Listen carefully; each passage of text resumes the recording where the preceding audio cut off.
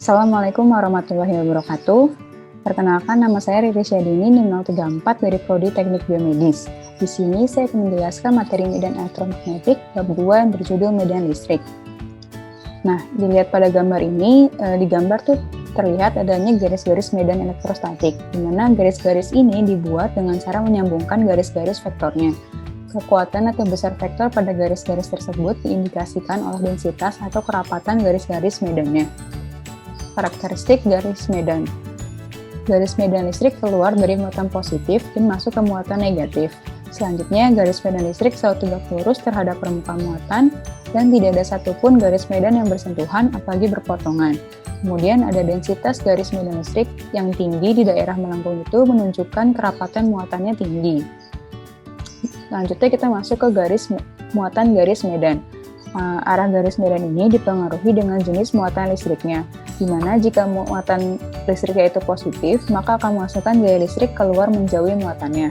Sedangkan jika muatan listrik yang negatif akan menghasilkan gaya listrik yang tegak lurus dan mengarah ke dalam mendekati pusat muatannya.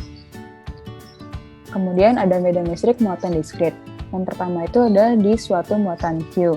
Jika terdapat satu muatan Q, maka arah medan listrik yang dialami oleh titik-titik di sekitar Q ini adalah mengarah keluar secara radial untuk menyatakan garis-garis medannya, di mana di rumus ini terdapat seperempat pi epsilon 0.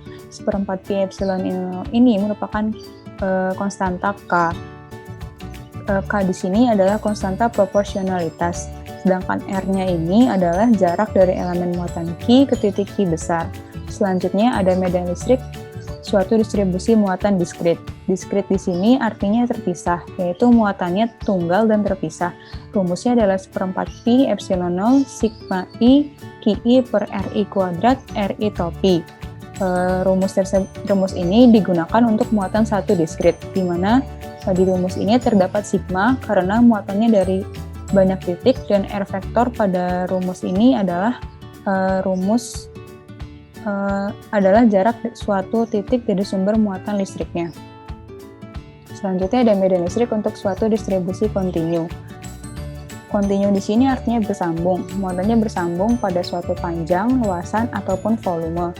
Nah, pada gambar ini terlihat ada medan listrik pada titik P dengan sumber muatannya berbentuk bola. Terdapat R vektor, yaitu jarak dari titik P ke muatan sumbernya. Terus ada R vektor aksen, dan adalah jarak muatan dari titik pusat ke sumber muatannya. Rumus yang digunakan itu hampir sama dengan medan listrik pada diskrit, tetapi karena ini muatannya berbentuk kontinu, maka rumusnya adalah kerapatan dikali volume, sehingga digunakanlah integral.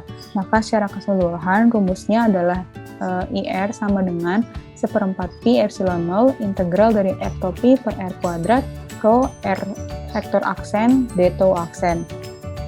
Rho aksen di sini adalah rapat muatan untuk suatu distribusi muatan. Selanjutnya ada contoh terkait medan listrik. Yang pertama ada medan listrik pada muatan garis lurus. Misalnya nih ada muatan garis lurus, kita misalkan sebagai sebuah kawat yang memiliki muatan. Nah, karena garis lurus ini dianggap sumbu X, maka dapat ditulis dl sama dengan dx. Sehingga rumus yang digunakan adalah seperempat pi epsilon 0 lambda dx per r kuadrat. Nah, di mana dE-nya ini diintegralkan untuk mencari nilai E-nya. Selanjutnya, lambda di sini merupakan muatan persatuan panjang.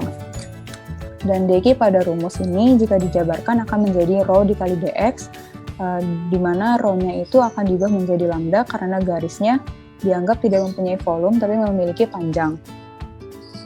Selanjutnya, ada medan listrik pada suatu segmen kawat yang panjangnya tak berhingga membawa muatan garis serba sama.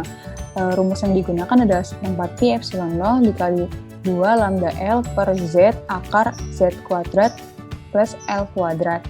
Selanjutnya ada medan listrik pada suatu segmen kawat panjangnya 2L membawa muatan garis serba sama. Rumus akhir yang digunakan adalah seperempat pi epsilon 0 2 lambda dikali S. Kemudian ada medan listrik pada sumbu sebuah muatan cincin. Sebuah cincin tipis memiliki total muatan Q dan jari-jari R. Nah, di sini dilihat ada titik P terletak sejauh X dari pusat cincinnya. Medan listrik pada titik P ini hanya mengarah ke sumbu X karena medan listrik setiap segmen atau EX-nya ini akan saling meniadakan vektor medan listrik pada komponen X dan Y. Rumus yang digunakan ini adalah 1/4 pi epsilon 0 X per X kuadrat plus R kuadrat pangkat 3/2, di mana Q-nya di sini adalah total muatan cincin dan R adalah jari-jari, sedangkan X-nya adalah titik pusat ke cincinnya. Selanjutnya ada medan listrik pada sumbu sebuah cakram yang dimuati secara seragam. Nah, di gambar ini terlihat titik P itu sejauh X berada di pusat benda berbentuk cakram dengan jari-jari. Gambar ini dipandang sebagai penjumlahan dari muatan-muatan berbentuk cincin sebagaimana yang telah dijelaskan di sebelumnya. Cincin-cincin ini jari-jarinya membesar mulai dari R sama dengan 0 hingga R sama dengan A, hingga akhirnya membentuk cakram. Rumus yang digunakan adalah 1/4 pi epsilon 0 X 2 pi sigma A dA per X kuadrat plus A kuadrat pangkat 3/2, di mana sigma di sini merupakan rapat muatan cakramnya. Selanjutnya ada medan listrik di dekat bidang muatan tak berhingga. Rumus yang digunakan adalah 1/4 pi epsilon 0 2 pi sigma dalam kurung 1 min X per akar X kuadrat plus R kuadrat. Selanjutnya ada flux listrik dan hukum Gauss. Flux medan listrik melalui suatu permukaan sebanding dengan jumlah garis medan listrik yang menembus permukaan. Simbol dari flux adalah P dengan rumus integral E dot ds. Selanjutnya ada hukum Gauss. Hukum Gauss ini menyatakan besar muatan listrik dibagi dengan permisivitas medium sama besarnya dengan flux listrik yang dialami di bidang permukaan yang melingkupi muatan listrik tersebut. Sehingga rumus yang digunakan adalah integral E dot dA sama dengan Q per epsilon 0.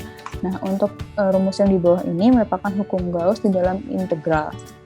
Sekian pemaparan bab 2 yang dapat saya sampaikan, kurang lebihnya mohon maaf. Wassalamualaikum warahmatullahi wabarakatuh.